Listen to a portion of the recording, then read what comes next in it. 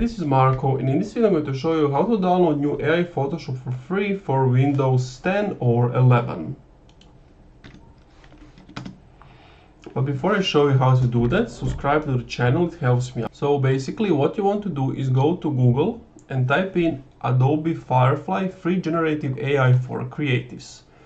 You want to click on this link and scroll down until you see Explore Firefly for Enterprise. You want to click on that, and then you want to click on Experience Firefly.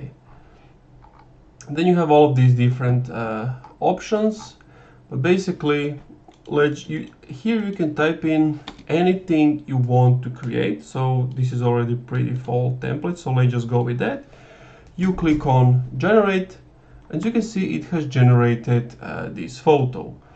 Let's say if, I don't know, just try out, remove some of it.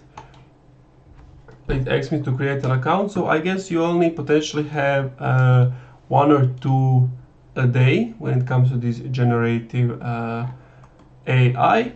And there are some other things you can do, like text to image, generative fill, generative template, generative vector. Like there are other different things you can do. And that's it. Thank you for watching this video. If you enjoyed, leave a like, comment, subscribe.